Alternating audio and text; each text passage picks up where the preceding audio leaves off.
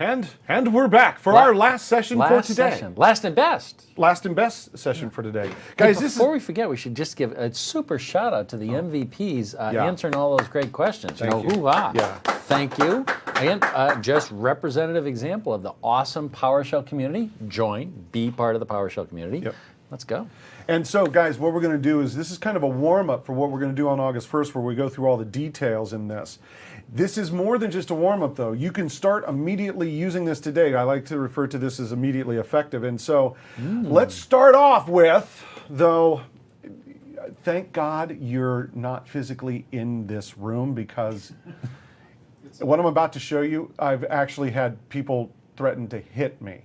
Ooh. So you have to imagine that, no, don't hit me, man. Don't. You just got punched by Jeffrey Snower. That's going to look really good on my resume. So we've been spending all of our time in the console, and God, I love the console, and we've been working on commands. And here's what you want to do. You want to work stuff out in here, copy it, and like we did earlier, paste it into a script. But I want to show you something that comes with PowerShell, and it's the ISE. And yeah, and this is where, so I'm going to close this console, and guys, I want to show you this real quick so that we can kind of get into it. But I'm going to start the ISE, and you know they're going to do that picture-in-picture thing. So let me lower this thing down here a little bit. Now, I'm going to show you. Don't yell at me, please. Don't yell at me. First of all, there's a scripting pane up here. Down here's a console pane. Then there's this commands pane. I'm going to simplify this screen real quick. Boink. And I want to show you these buttons across the top. You can have the scripting pane on top and a console on the bottom. You can have them side by side, which if you have two monitors, this is awesome to put this between the dual monitors. But I'm going to make it even simpler. I'm just going to go to one pane, and so I can kind of shorten things up a little bit here. And bring this down a little bit. Here's the part that you're going to threaten to beat me to death with. I'm going to hit Control-R. That flips me between the scripting pane and the console. And you might be asking yourself, well, this looks kind of like a console. Yeah, this is a damn fine console. Remember this morning when we were talking and Jeffrey was saying, hey, look, we can't touch that original console thing that, you know, 30 years. Control-R toggles. Huh? I didn't know that. What? Control-R toggles? Yeah, it's awesome. Oh, I keep trying to remember Control-D versus Control-I. Like, D, what the hell's D No, I mean? think Bruce Payette. I think Bruce Payette did something with Control-R, and I'm like, oh. So yeah, Control-R. Oh, I learned something. Oh, yeah, right on, bro. So here's the deal. I'm going to type something here, and you're going to see that this is not the console that you think we are. First of all, let me clear it up. Now watch. I'm going to do get. Ooh, look at what it's doing. Look at what it's doing. Dude, this is like, it's IntelliSense helping me through here. This is like totally awesome. And watch, you might notice that it's also color syntax.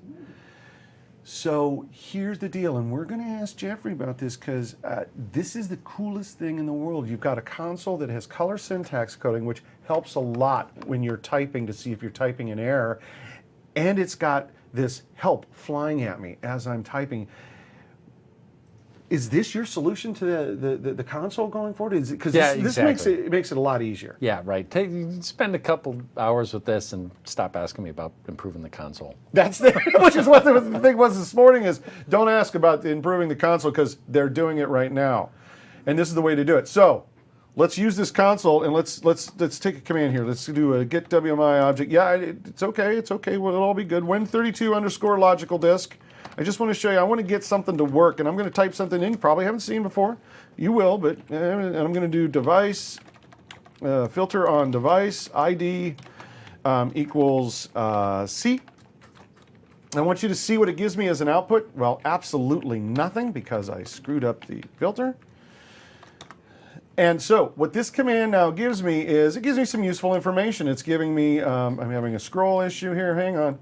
It's giving my drive C, and it gives me free space and size. I don't like the numbers, so I'm going to do something in flight. I want you to notice I'm building a command to make sure that it works first, and then I'm going to show you how easy cool this gets. So what I'd like to select, and I'm only going to take one property for this demonstration, so I'd like to use the free space, but you know what I can't stand? Is, okay, let's just do free space. Watch. I don't know about you, but I don't really like that number because that number is like in bytes, and it's like not making me happy because I want to see it like gigabytes or something like that. Because Can I point something out? yeah, Can you go back? So you did get WMI object. Do get sim object. And then, yeah, wait, yeah. No, let's start from scratch. okay, let's start from scratch. You want get sim object. Get sim object. Get sim object or sim instance. Instance, sorry, yeah. And say Win32 lodge, and then tab. tab. No, what? See the red light there? Ooh, yeah. Wait, Ooh. no, go back. Oh, I gone too far. No, Oh, go back. cancel. Logical, and then control space. Control space. And then control space. Yeah. Ooh. Oh, IntelliSense, that's awesome. IntelliSense against the WMI namespaces. Oh, and guys, when you start working with WMI, one of the hardest things is dealing with the namespaces and finding the classes. And this is one of the most important technologies out there. We haven't had time today to go through it, but this is awesome. Oh, yeah. Yeah, so you're going to be wanting to use get sim instance instead of the old-fashioned command that I'm going to use right now. Oh, okay. And so I'm going to do select free space. I can't stand that number, so I'm going to do custom column. I'm going to, just like we had done earlier, because I don't like that, I'm going to create my own. There's a reason I'm doing this, but don't panic, we're almost there. And so I'm going to call it free GB. And, whoops, would help if I put in something to tell it what I was doing. And you're not showing the best practices. Hit cancel. Hit cancel up to the pipeline. Now hit carriage turn.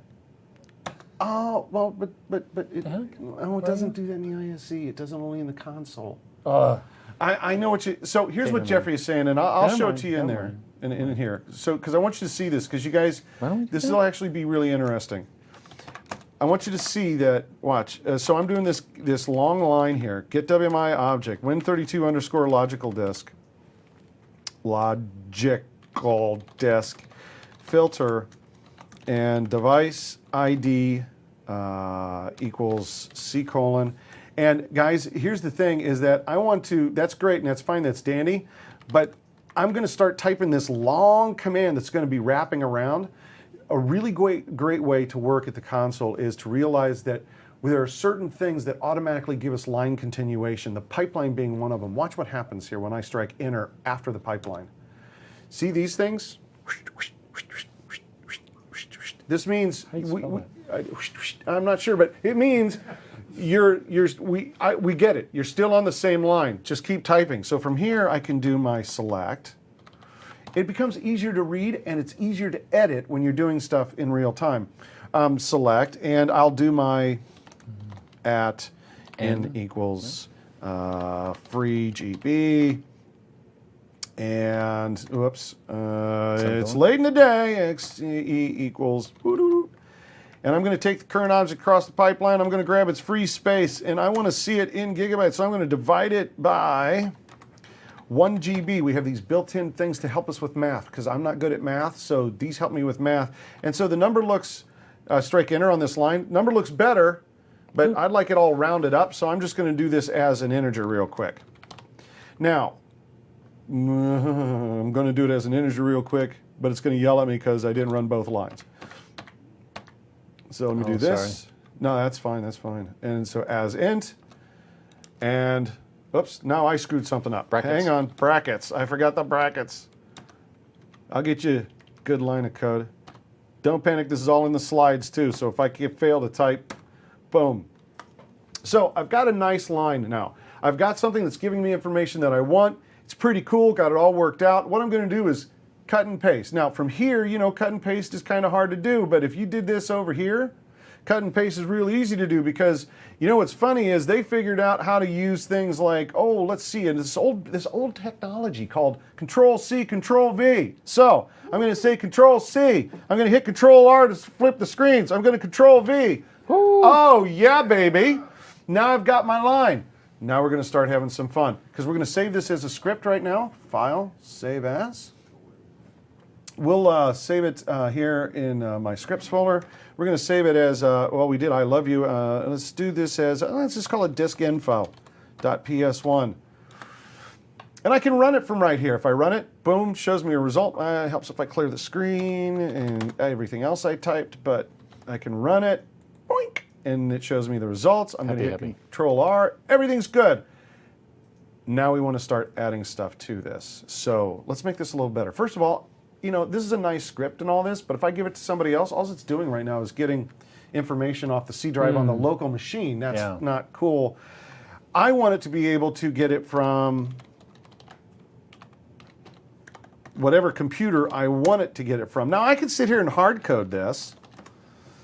Dude, you didn't spell the computer name right. I'm not spelling anything right. Computer Mammy. Mammy. Name. Localhost. And this will work, but yeah, go ahead and save it. That's fine, but here's the problem. If I give this to a friend, what are they going to have to do? They're going to have to go in here and edit my script, and I don't want people editing my script. What could possibly go wrong? So, especially if you digitally signed it. Especially if I digitally signed it. So what I'm going to do is let's do a simple concept. Let's make a variable up here called $computer name. And let's set it right now equal to localhost, just to have some value in there. And instead of, we'll put the variable in here. Now, this is kind of common to a lot of other scripting languages where what you would do is you'd put your variables up here so you'd make it easier for somebody to edit your script. I still don't like this whole editing my script thing, but I want you to see that this still works, right? All I'm doing is putting it into $computer name, still prints it out, everything's cool. You know, let me show you how to test a script properly from the console, because I'm about to blow your mind. Something that these guys have done is awesome. So let's run the script from the console. Since a lot of scripts get run from the console, I actually like to test them from there. Yep, CD scripts. And so we called this disk info. Run it. We're good.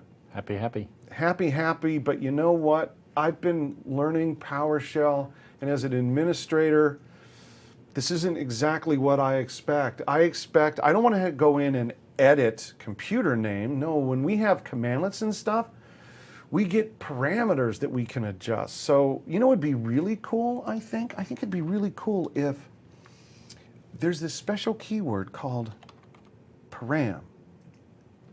Open parentheses, close parentheses,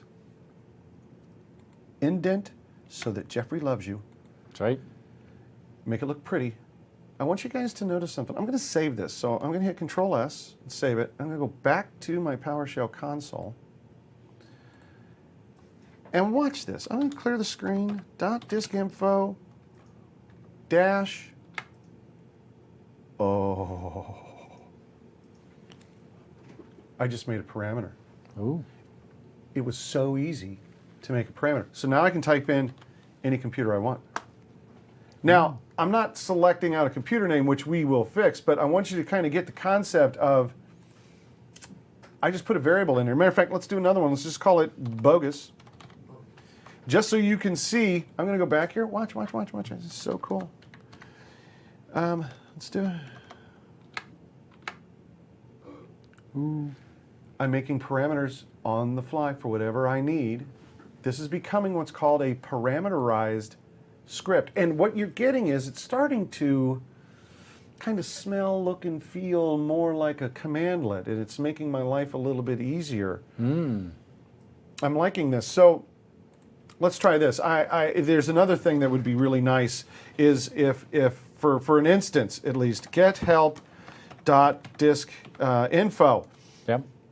Look at what PowerShell's doing. PowerShell is starting to build that syntax for me. But computer name, it says it's an object. No, let me go in here and you can strongly type what the variables are. We haven't talked much about that, but I want this to be a string. So when I go out here and do this again, notice it's now making it a string. And I want you to notice that between the chihuahuas, it says string. It doesn't say that it can take multiple objects. We don't have any of the binkies in there. So here's how we put binkies in there. Ooh. And I'm starting to actually get syntax now built on these parameters. And the only thing I've had to do so far is add one keyword different from what I'm used to, and this one called param. But wait, there's more. Oh, wait, it's better. We're going to turn something on so that you can use parameter attributes. Yeah. So let's do commandlet binding.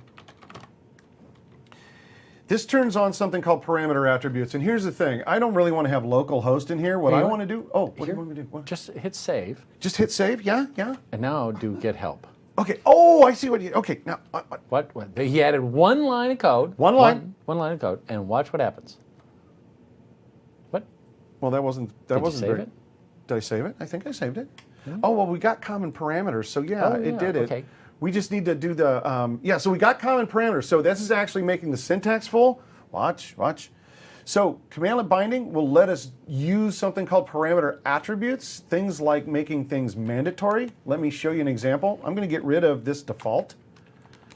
And I'm going to go in here and I'm going to say parameter, I got to spell this right, mandatory equals true, and I think I got the syntax correct. Now I want to point out that this is a parameter attribute. I'm going to say mandatory is true. It only affects the next parameter after it. It's not going to affect bogus. So watch. Look at what happens to the syntax on this. Notice up here, I had the brackets around it. Now look, there's no brackets around that. This is going to become mandatory. So watch as I start to try to run this. I'm going to do disk info. I'm going to run it. Oh, you got to give me a computer name, man. So it's mandatory now, DC. And now it works. I can do it. I've made it mandatory. I can also then do, of course, I've got the actual parameter. So in just 2 lines of code, we're making our own parameters on our script, a parameterized script, and we're getting syntax. But you know what? I want to be a nice guy when I give this to somebody else. I want to be a really nice guy. When I give it to you, I want to be a great guy. So what do you say we add in a little bit of help? Love it. Let's do some help. Guys, this is a block comment. Now, usually when you type in comments, see how they're in green? Usually the parsing engine that will just ignore what's ever in there. But with PowerShell, watch. I'm just going to type in a couple of things. Synopsis. I'm going to say this is the short explanation. And it's okay if I have typing mistakes at this point because tired. Description. This is the long description. Yeah, everybody's going to be making fun of me because I can't type in. I'm going to type in parameter. Parameter. And I'm going to say computer name. And I'm going to say this is for remote computers. And just a couple more things here real quick. Example. Let's do an example of, let's do disk info, dash computer name, remote. And let's do one more. This is for this. Can we do an example? This. Oh. I can't type it all. This is for a remote computer. Watch. Look, guys, just a couple of things. This is going to be totally amazing. Do this all over. Watch. Get help. Looky. Does it look like PowerShell help now? Woo!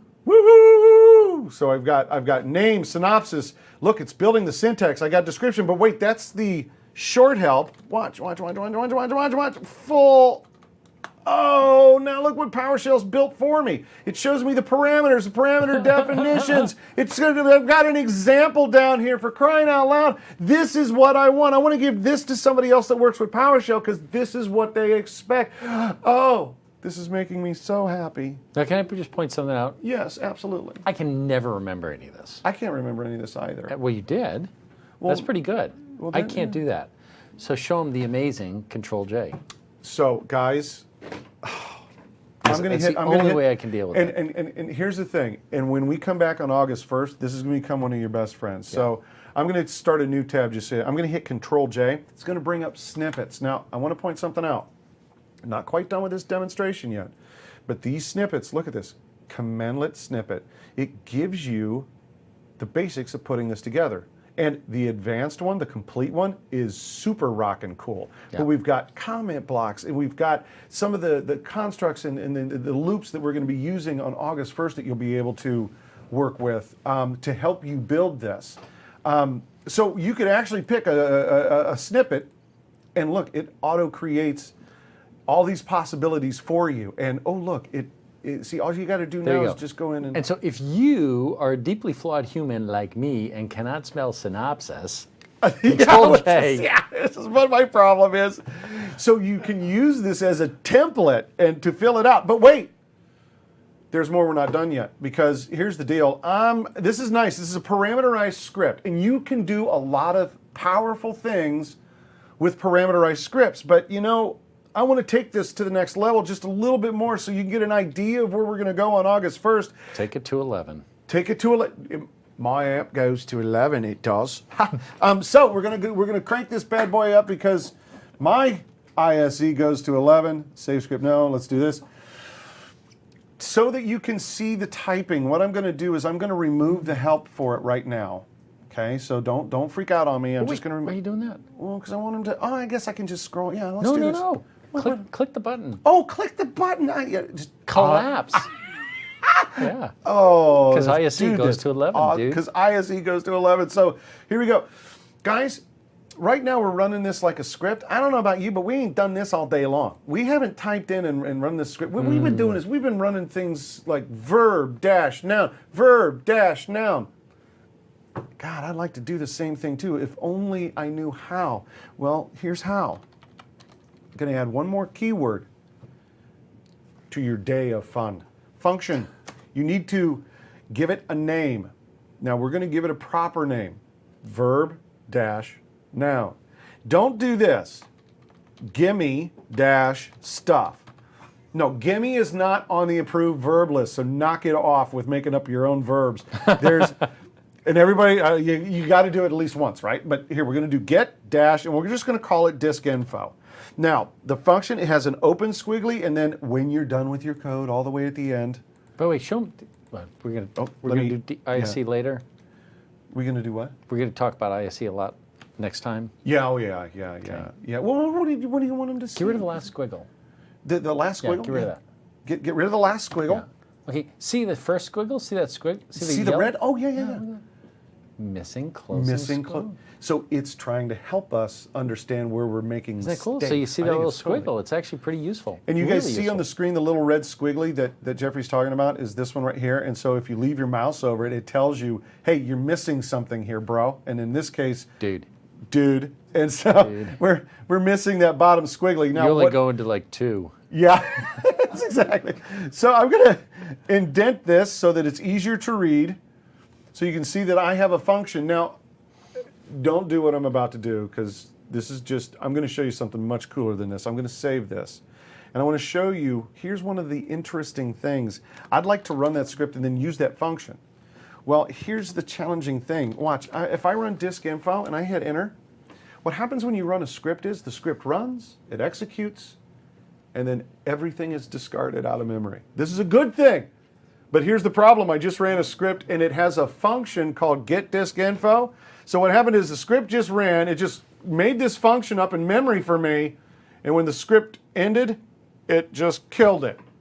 So there is no getDiskInfo. No, not so much. I'm going to show you a unique way to do this. Now this is a great way for testing, but I got a better solution for you. Dot space. Ooh, dot showing them the backslash. dot. I know. I love it. No, it's awesome. This retains the stuff in your script in memory. So watch, I'm going to run That's it. not the right explanation. Okay, but well, then you tell them. Okay, so here's the way it works. So what happens is there's a stack, right? And so what happens is when you run something in general, you create a new stack and you put all your variables in that stack. And then when you do an exit or a return, that stack goes away and they all get cleared up.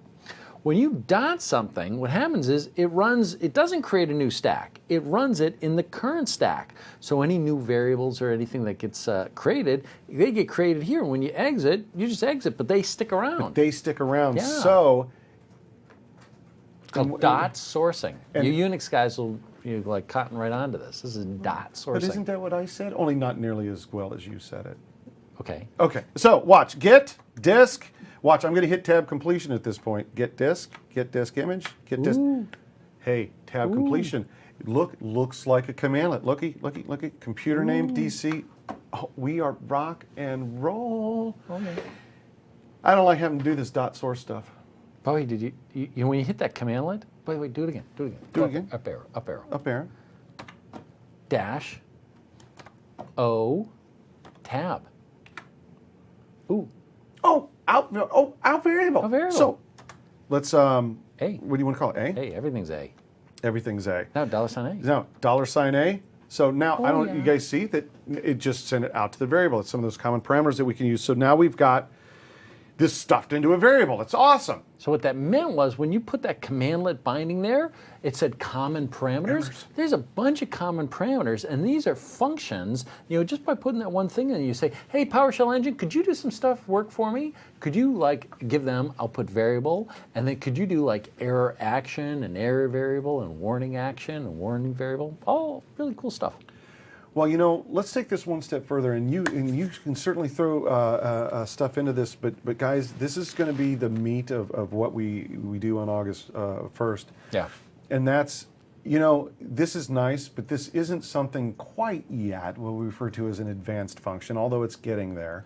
And what I want to be able to do is I don't want to have to dot source and run this as a script. That doesn't make sense to the junior admin that I want to give this to. It's really worth the investment. It's going to take some time. Right. It's not going to be the simplest thing in the world. It's going to take some time, but you really need to invest in learning about modules. Okay? Because modules are the future. They're really worth the investment. Yes. Why don't we just settle in and teach them how to do it? And teach them how to do it. So you guys ready? Hey, hardcore, here we go. Yeah. We're going to hardcore how to make a module. Wake up. First of all, I'm going to show you the cheesy way to make a module. Oh, cheesy. File. Save as. Notice my script.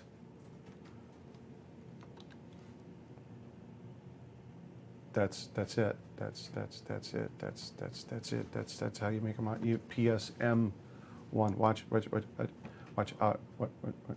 You can now go to sleep. Yeah, you can watch. Now look, because it's not in the special place that we're going to talk about, I'm going to have to manually import this module, and this module is called PSM1. So this is kind of like the old V2 way we'd always have to work with modules. But watch. Do it again. What do you want to do? Then slash force slash verbose. You want to do -force. That does it. Force. Force. The other force. The other force. And then -verbose. Verbose. And this just shows you verbose. Yeah. See? Removing one and import. Oh, I love that. I love that. So yeah, it's importing the get disk info. And this is actually when you especially on August 1st when we're working with you have to reload modules. You have to do this is actually very useful to have around. So I've got a module that's imported now. I can just do get disk info, but this is still not exactly the way that I want it, because I don't want to have to say here's this thing. I made you this pretty module. It's a PSM1 file, and you're going to have to import it every time you want to use anything in it. That just doesn't make sense. Dude, how hard was that? It was easy. I know it was easy, but you guys have magical locations. Oh, there is the magic. Yes. Yeah. So you're going to let them in on the secrets. Well, I don't know. I see. Yes. Can I have cat env? Is it PS module path that shows us all the magic? So there are two paths here. These are the magic locations right now, as far as we're going to talk about them, the magic locations. If you put your module in these locations in a special way, they too will be dynamically loaded. Dude, what are you doing there? That's odd. What? I never do it that way. What are you going to do? Show it my way. Okay, we'll do it your way. Can you switch me? So what I do is let's make this bigger. I do $. Okay, and that looks the same, but check this out. Because we need to do $, you can do split. Let's do it your way, yeah. And then you break it out. There you can read it. Yeah, let's do it that way. Let's do it switch as back to him. Split. Oops, so I can't spell split. I can spell spit, apparently. And what are we're doing on what, the semicolon? Yeah. There's quotes. Quotes.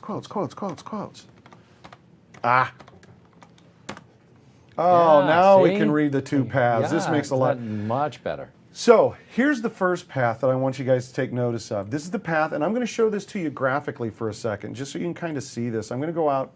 This is where PowerShell gets installed, Windows System 32. And there's a reason I'm showing it graphically. Sometimes this makes more sense. And so I'm going to go out where it says Windows PowerShell. And you'll see this folder called Modules. You see all these modules? These are modules. Here's the thing. Don't put yours here. Yeah. This is not for you. A lot of guys will say, oh, just put it in there because I know where it is, all that kind of stuff. No, don't put your stuff there. This is the special place for Microsoft. You have your own special place, and that is this one. Your account, Documents, Windows, PowerShell modules, but this doesn't exist. Let me show you. Let me show you graphically. Sometimes this makes a little bit more sense. So I'm going to go out here to Users, and I'll go out to Student Company is my account, and it's my documents through here. You see, there's no module called Windows PowerShell, and there's nothing called modules. So you will need to make it. Now, I know I'm making it graphically just because I happen to be here, but you can do it with PowerShell, of course. Windows PowerShell. And then underneath of it, you make.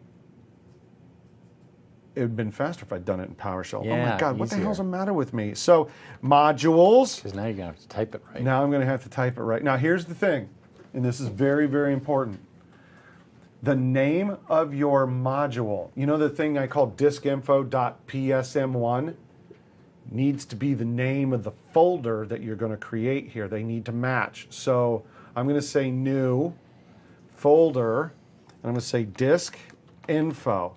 Now, I've got this folder. Let's do this. I need to put my module in there. So let me go grab my module, which was this PSM1, disk info. I'm going to take it, put it out to here. Oh yeah, I should have never done this graphically, but now I'm here. I'm going to put it. Now, here's the important thing. See, look, module name, the module folder name, and then the name of the duder inside. Watch. Let's close this so you know I'm not cheating. Let's see. I wonder if I can get some help on. Wait, did you start a fresh window? Is that Yeah, a fresh I started a window? brand Ooh, new one. Missed it. Started a brand new one. Oh, here, just in case anybody missed it. I don't want you to miss it. I'm not cheating. Let me close this thing out. I'm not cheating. Brand new window. Get help. Is there anything in commandlets on disk information? Wait a minute. Ooh, right there first. Number one, baby. Help found my commandlet inside my module, and well, let's just try it. Get disk info, or not image, info, dash computer name, DC. Ooh. Okay, the guys in the back, you can tell that we're getting up to the end of the day because the guys in the back are now going, ah! So let me just show you the code again, and Jeffrey, please go ahead and add in. So all we're really doing is doing functions. We're properly naming them so that they look like commandlets. Notice I just gave it a little bit of help. There are about_comment-based help files for this to help you with this, or you can use Control-J to get the snippets. Yep. And notice I took a working line of code. The only thing I did was I added param, couple of variables in there, maybe an attribute, and believe me, on August 1st, we'll talk a lot more about attributes. Attributes rock. Oh, they totally rock. So with this simple little bit of code and saving it in the special place as a PSM1 file, I've made a module. In fact, like all modules, I'm not just going to put one function in here. I'm going to put as many functions. I'm going to make as many tools as I need, and I'm going to put them into this module. So just I'll just make it foo, and I'll make function bar. No, I know they're not properly named, but you get the idea. Now with that module, I'm just adding more and more tools to this module now. You can do that. Save it. Save it and Save import it? Import it. Import. Import module, and it's, I forgot what the name is, disk info, right? And Yep. we want to... Minus force. Force and verbose. No, that's fine. Oh, did you expect it to come up and do the whole, you're using a Yeah. not improved? You know, what he's talking about is, and matter of fact, I have to play with this. I think, let's do this. Bar. Well, let's do gimme dash foo. And yeah, bar dash foo. And let me save it.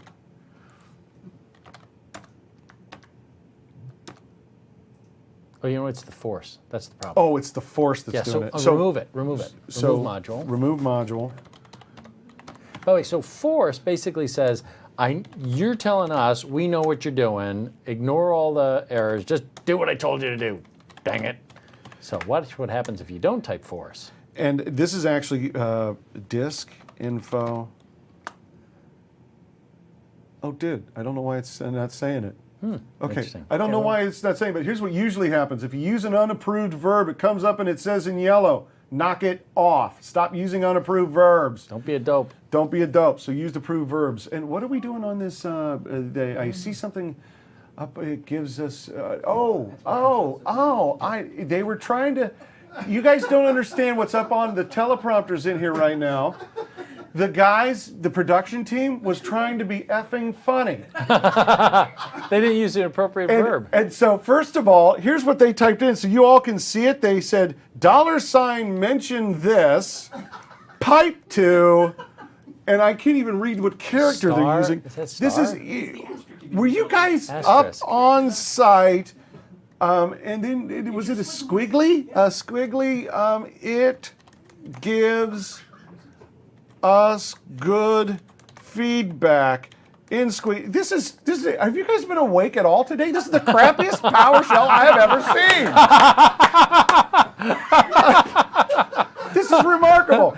We've been busting our bums all day long, and you type this in?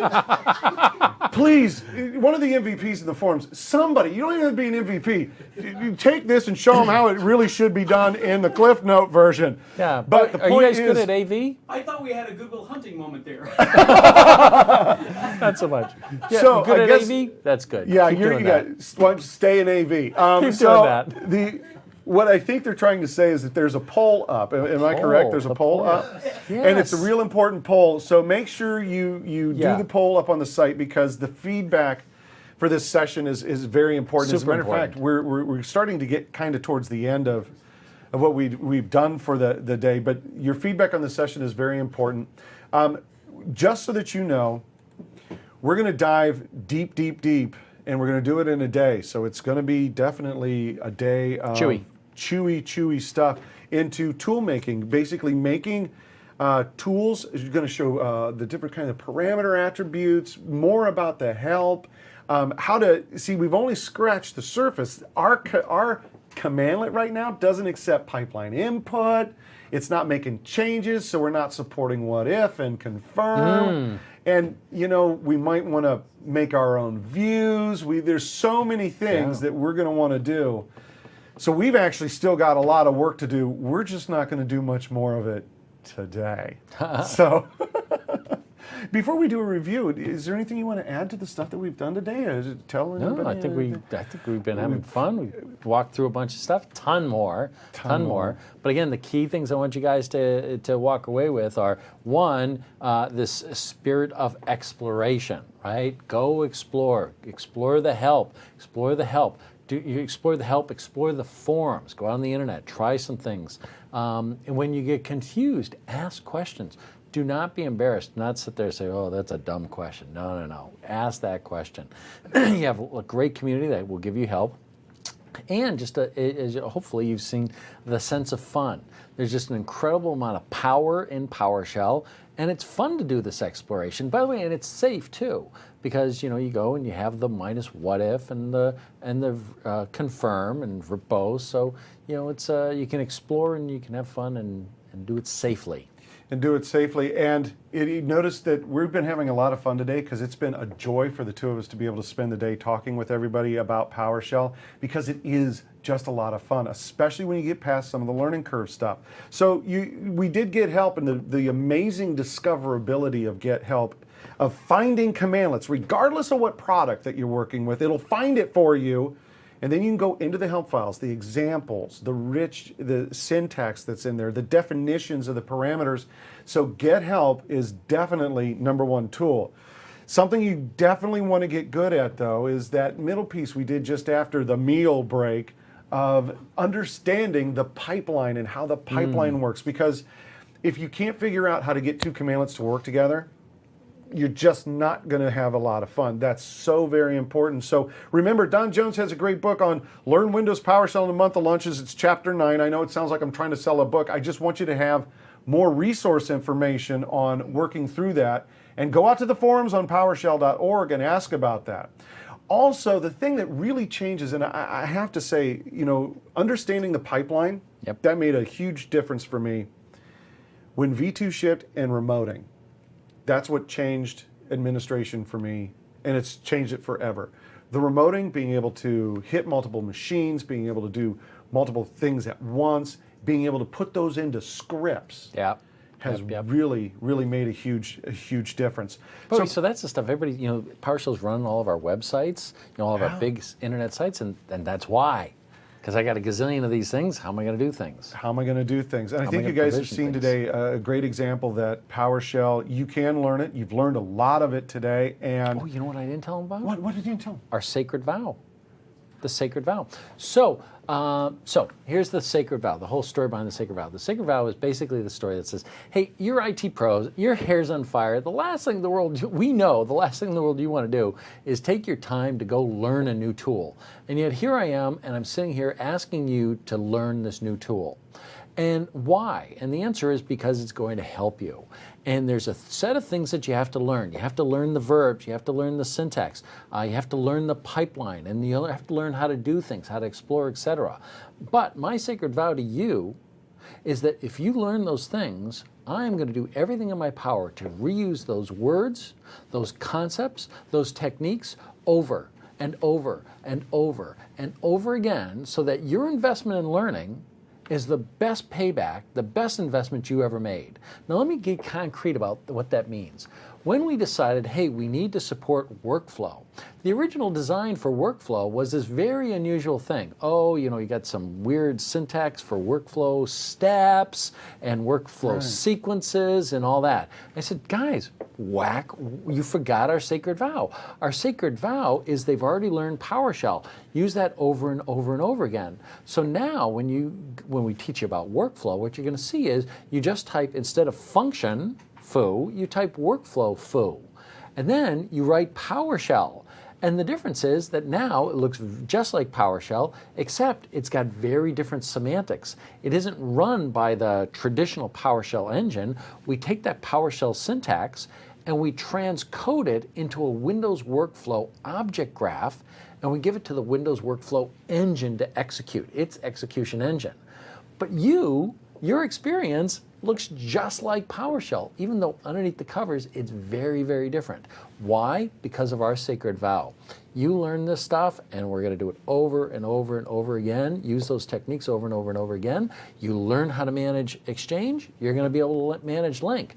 Having learned those two things, you're going to be able to learn how to manage Azure and SQL and all that, because of the sacred vow. And we take that super serious. And I have to say, it's a great honor to sit here next to Jeffrey Snower, and it's been a great honor to be able to talk with members of the PowerShell team, because guys, you got to realize that sacred vow, they've stuck to it. They've stuck to it over several, the last 5-6 years that I've been doing this.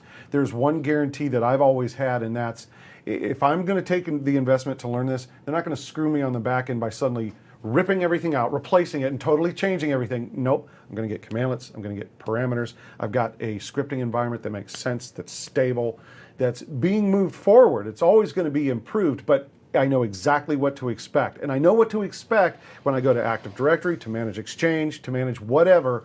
It's the same. And that experience makes this initial investment a little painful at first, but it will pay off, and it'll pay off for years and years and years. And you've heard it from the architect. They are so totally committed to that. So, a little bit of information of how you get some more information. So let me just, we're going to leave your guys' mistake up on there. Very embarrassing thing that you did. And I want to just put up A couple of things for y'all. First of all, you know that at the MVA, where you're at, or MVA stuff, we're going to have another presentation. This is going to be on scripting and tool making. Now, it's on August 1st, but if you're watching this as a video, look for the next title, Scripting and Tool Making. So we're going to do that. It's going to be awesome. It's going to be totally awesome. A couple of other things. If you have a question, please, don't. The only mistake you're going to make if you have a question is not ask it. So there are a couple of places you can go to get an answer. Of course, PowerShell.org. I think I've said that like 15 times a day, but trust me, the community, nobody gets paid for this. We're doing it because we actually care and we want to help. Go ask a question, you'll get an answer. We've all been through this. I also want to give you something else, something that's kind of uncommon. I bet you guys do this, but every time I talk to a group of IT pros, something happens that's kind of bizarre. I'll ask this question to a bunch of IT pros.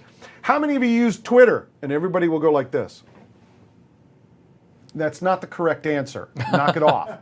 So I'm not saying I'm not saying set up Twitter and start tweeting us what you had for lunch. Matter of fact, don't do that, please. But you need to get a Twitter account, even if you just want to lurk, because where you're going to find the things that are going on is at a Twitter hashtag called #PowerShell. That's where you're going to hear him, you're going to hear the MVPs, and I'm not saying that they're just talking about, here's a cool command. No, you're going to see pointers to, here's how I solved this exchange problem, here's how I solved this SCVMM issue, here's how I built this. This is where the latest and greatest information is happening, so get on Twitter, and while you're out there on Twitter following the PowerShell stuff, there's always @JSnover. That's him. See, you can show them how to. Do they know how to use Twitter? Show them how to use. Bring up IE. You want me to bring up the Tweetar? The Tweetar. Yeah. Oh well, no, I'm just the Tweetar, and Twitter. I don't know if I can use it this way. Go ahead. You're gonna have to help me because this is actually. How hard can it be? Well, I have to sign in. Don't you know how to do that? Well, okay. You want me to sign in? Yeah. Really? Yeah. Okay. Don't laugh at my sign in.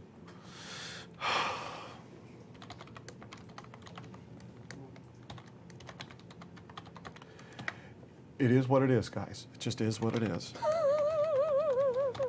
Oops, I think I did the password wrong. Let me. Oh, wait a minute. I'm signing into my Twitter. You're going to see all the stuff that I follow. No, just. Oh, wait a minute. Oh, for crying out loud. Why won't it let me in? Oh, wait a minute. How hard can it be? Oh, wait a minute. I know. Oh, my Lord. I know. This isn't how I get to it. Oh, and now it's making me type in all the device stuff. Are you kidding me, guys? How hard can it be? Here, switch to mine. Switch to his. I think his probably works. Oh, there you go. But did you finally get it? No, we're looking at yours. See, there's mine. There's. Let's see. Let me see if I can finally get in. KS. What is that? A W? I hate these things. E. You're missing B A. What am I missing? Last had a turkey sandwich for lunch. Never mind. That's.